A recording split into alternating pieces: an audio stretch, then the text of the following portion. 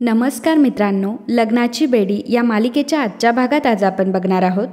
डॉक्टरांनी सिंधूला चेक केलेलं असतं आणि त्या रुक्मिणीला सांगत असतात. त्या रुक्मिणीला म्हणतात की मी सिंधूला चेक केलंय. सिंधूची परिस्थिती ही आधीपेक्षा खूप चांगली आहे, परंतु एक गोष्ट मी तुम्हाला क्लिअर करते की सिंधू पुन्हा कधीही आई होऊ शकणार नाही. रुक्मिणी म्हणते की म्हणजे काहीच शक्यता नाही का? त्यावर डॉक्टर सांगतात की काही मोठा चमत्कार घडला तर शक्यता आहे. ती शक्यता सुद्धा 1% आहे आणि अशा केसेसमध्ये मी तरी असे चमत्कार माझ्या तरी आयुष्यात बघितले नाही आहे. हे बघा, राघव आणि सिंधूकडे फक्त 2च ऑप्शन आहे, एकतर सरोगसी नाहीतर मूल दत्तक घेणे. राघव म्हणतो की दुसरा कुठला ऑप्शन आहे? त्यावर डॉक्टर म्हणतात की नाही, दुसरा कुठला ऑप्शन असता तर मीच तुम्हाला सुचवला असता.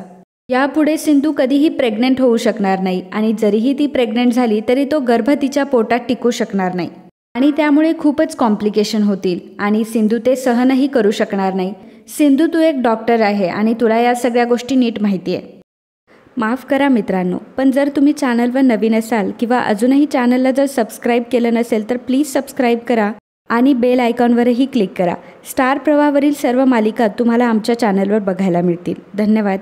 सिंधू म्हणते की हो, अशा केसेसमध्ये प्रेग्नन्सी राहणं आणि ते होल्ड करून ठेवणं जास्त रिस्की असतं.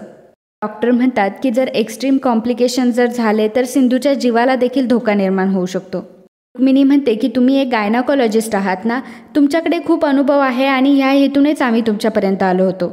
आणि तुम्ही काय मार्ग सुचवला? दत्तक घ्या किंवा सरोगसी करा. हे मार्ग आम्हाला सुद्धा माहिती आहे आणि हे सांगण्यासाठी आम्हाला तुमची गरज नाही आहे. डॉक्टर म्हणतात की हे बघा, मला तुमची परिस्थिती कळतीये, परंतु दुसरा कुठला मार्ग असता तर मी तुम्हाला नक्की सुचवला असता. परंतु आताची परिस्थिती बघता गर्भधारणा होऊ शकणार नाही हीच परिस्थिती खरी आहे. IVF केलं तरी काही उपयोग होणार नाही आणि तुमच्या सगळ्या प्रश्नांची खरी उत्तरं देणं हेच माझं काम आहे. उगाच तुम्हाला खोट्या आशेवर ठेवण्याचा माझा काहीही हेतू नाही आहे. आता यापुढे तुम्ही जो निर्णय घ्यायचा आहे तो घेऊ शकता. रुक्मिणी म्हणते की आम्हाला जो निर्णय घ्यायचा आहे तो आम्हीच घेणार आहोत, तुम्ही आम्हाला सांगायची गरज नाही आहे. तुमचं नाव ऐकलं म्हणून मी तुमच्याकडे आले.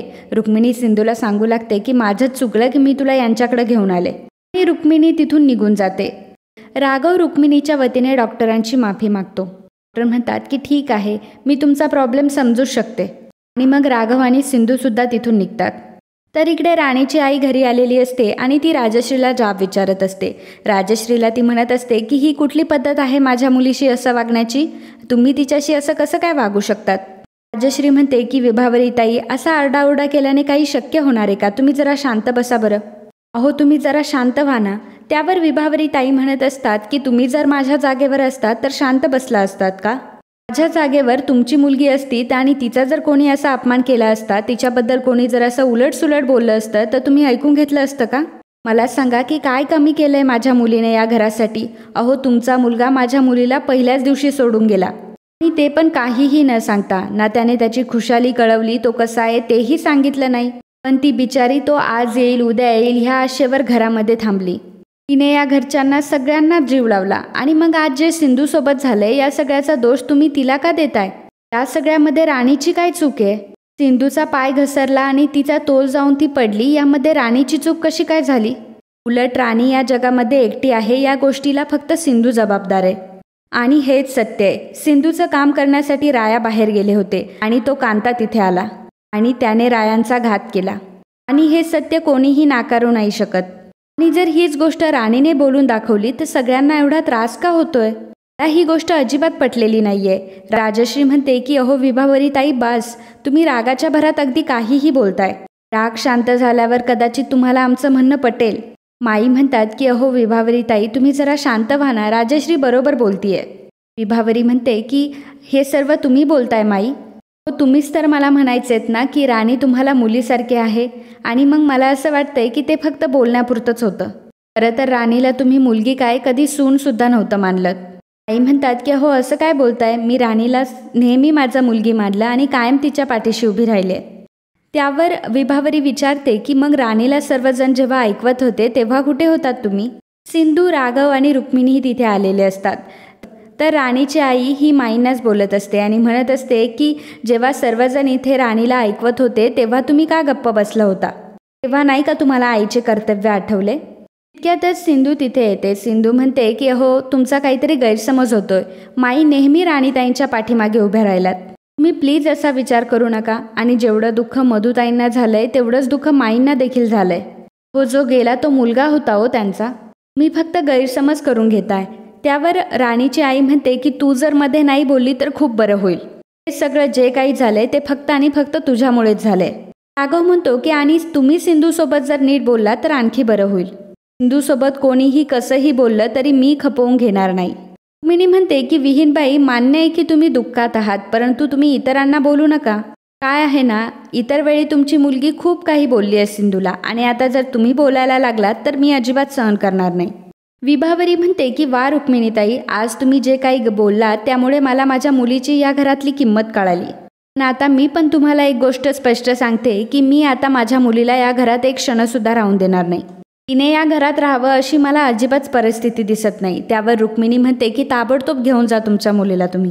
मी राणीला तर आधीच इथून जायला सांगितलं होतं, परंतु सिंधूने मध्यस्थी केली म्हणून मी तिला इथे राहण्याची परवानगी दिली. विहीनबाई, मला सुद्धा प्रामाणिकपणे असं वाटतंय की तुमची मुलगी आता या घरात राहावी अशी परिस्थितीच उरली नाहीये. राणीने आता इथून गेलेलंच बरं. त्यावर विभावरी म्हणते की बस झालं, आता यावर मी अजून अपमान नाही सहन करू शकत. राणी तू चल, आत्ताच्या आत्ता तुझी बॅग पॅक कर. आता आपल्याला इथे एक क्षणही थांबायचं नाहीये. झाला तेवढा अपमान खूप झाला. त्यावर माई म्हणतात की थांब राणी. राणी जर इथे थांबणार नसेल तर मीही इथे थांबणार नाही. ठीक आहे, मी पण तुमच्यासोबत येते. तेव्हा रत्नाकर म्हणतो की माई तू कुठंही जाणार नाही, कळलं तुला. माई म्हणतात की मी आता कोणाचंच ऐकून घेणार नाही. रुक्मिणी म्हणते की ठीक आहे वंश, तुम्हाला आता तुमच्या सुनेची तुम्हाला साथ द्यायची आहे तर तुम्ही द्या. मी तुम्हाला अजिबातही अडवणार नाही, परंतु तुम्हाला जेव्हा योग्य वाटेल तेव्हा परत या आणि हे घर तुमचंच आहे. तर राणीची आई राणीला घेऊन जात असते. सिंधूमध्ये पडत असते. सिंधू म्हणत असते की मधुताई थांबा, प्लीज असं नका करू, नका ना जाऊ तुम्ही. मधुताई अहो प्लीज हे घर सोडून जाण्याचा विचार करू नका. हो हे घर जितकं इतर सर्वांचं आहे तितकंच तुमचंही आहे.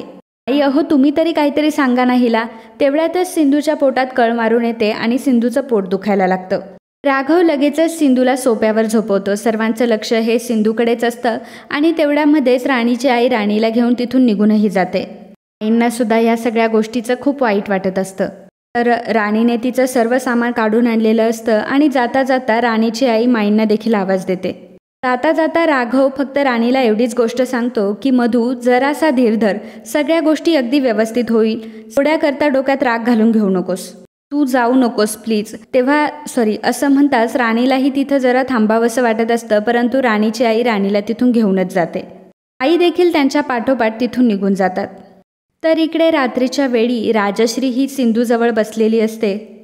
तेवढ्यात राघव देखील तिथे येतो. राजश्री विचारते की झाले डॉक्टरांशी बोलणं. त्यावर राघव म्हणतो की हो.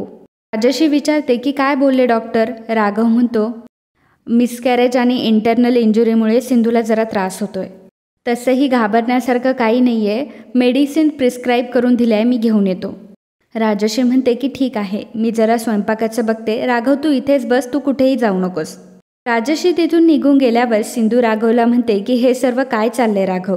मधुताईंच्या आई मधुताईंना इथून घेऊन गेल्या, परंतु घरातल्या कोणीच त्यांना थांबवण्याचा प्रयत्न नाही केला. राघव म्हणतो की मी प्रयत्न केला होता पण. त्यावर सिंधू म्हणते की पण काय राघव. त्यावर राघव म्हणतो की काही नाही. सिंधू म्हणते की अहो राघव सर, तुम्ही किती वेळ तुमच्या मनामध्ये ठेवणार आहात. तुम्ही कोणाशीच काहीही बोलत नाहीये. आपलं बाळ माझ्या पोटात होतो.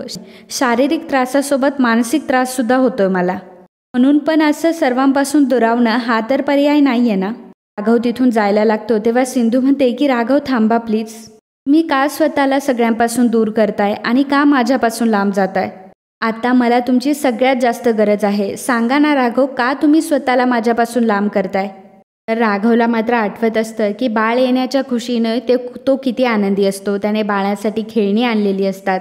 खूप आनंदी होतो आणि अचानक सिंधू ही जिन्यावरून खाली पडते आणि डॉक्टरांनी सांगितलेलं असतं की पोटावर पडल्यामुळे तू आता कधीही आई होऊ शकणार नाही. राघव हा खूप निराश होऊन खाली बसलेला असतो. तर सिंधू देखील खूप रडत असते. आणि मित्रांनो, आजचा हा भाग इथेच संपतो. पुढील भागात आपल्याला पाहायला मिळणार आहे सिंधू राघवला म्हणते की आता फक्त एक बाळच या घरामध्ये आनंद आणू शकतंय. राघव म्हणतो की सिंधू, आपल्याला जर मूल व्हायचं असेल ना तर ते फक्त आणि फक्त तुझ्याच पोटी जन्माला येईल. तर राघव हा रत्नाकरला म्हणत असतो की मी आणि सिंधूने काही स्वप्न बघितले होते आमच्यासाठी. आणि आता ती स्वप्न संपली आहेत. तर इकडे राणी तिच्या आईला म्हणत असते की मम्मा, मी एक डिसिजन घेतला आहे आणि तो सांगायला मिळाली. मी माझं आयुष्य नव्याने सुरू करण्याचा निर्णय घेतला आहे, परंतु राघवसोबत. आता मी पुन्हा राघवच्या जवळ जाणार आणि त्याला माझ्याशी लग्न करण्यासाठी भाग पाडणार. तर मित्रांनो, असेच लग्नाची बेडी या मालिकेचे डेली अपडेट बघण्यासाठी आत्ताच आपल्या चॅनलला सबस्क्राईब करा. आणि आजचा हा भाग तुम्हाला आवडला असेल तर व्हिडिओला लाईक आणि कमेंट करायला अजिबात विसरू नका. धन्यवाद.